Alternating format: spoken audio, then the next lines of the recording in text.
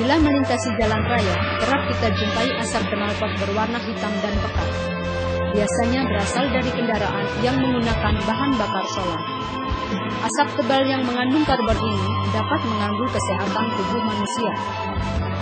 Seiring dengan kenaikan harga bahan bakar minyak, mendorong beberapa peneliti untuk menciptakan energi alternatif pengganti bahan bakar solar yang tidak menimbulkan asap tebal dan sifat pembakarannya lebih bagus daripada solar, yaitu biodiesel.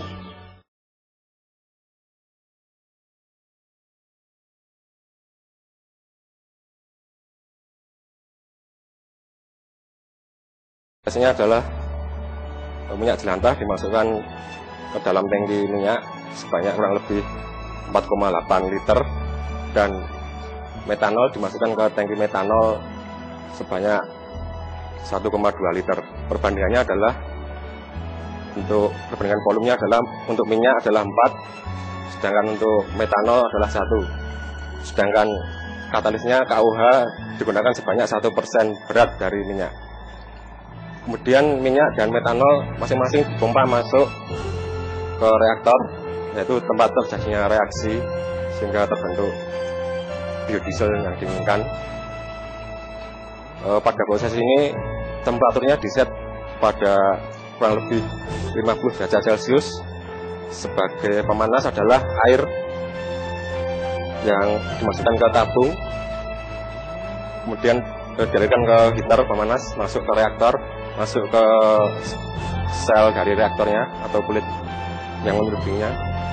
Kemudian minyak dan metanolnya masuk ke dalam pipa yang melingkar yang terbuat dari PVC, dari bawah mengalir ke atas, kemudian keluar masuk ke tangki penampung, maka akan terbentuk dua lapisan yang memisah untuk sementara minyak dan metanol. Biodieselnya dari hasil yang telah dilakukan adalah yang bawah, sedangkan yang atas masih mengandung metanol.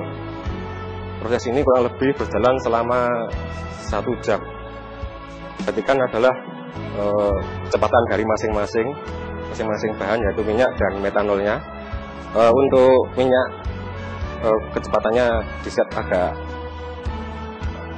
cepat, yaitu pada pompa diset pada skala 5, sedangkan metanol untuk kecepatan pompanya agak diperlambat, diset pada kecepatan 3, skala 3 pada pompa, sehingga maka diharapkan nanti reaksinya menjadi tepat. Untuk proses kontinu ini dapat dilihat pada bagian atas kan dapat pada tangki dapat dilepas untuk menambah bahan jika habis, dengan juga untuk tangki minyak maupun tangki metanolnya.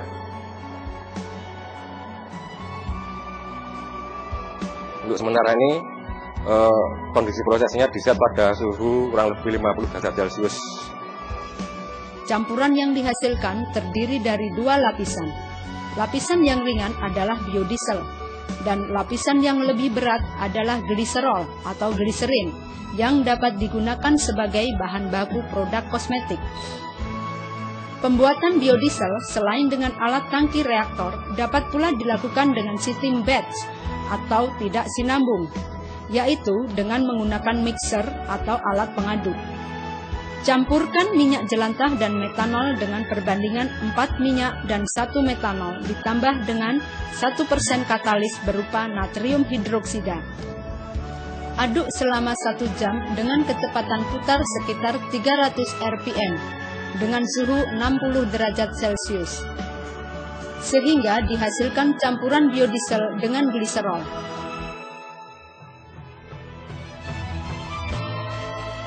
Endapkan kurang lebih selama 8 jam hingga gliserol mengendap.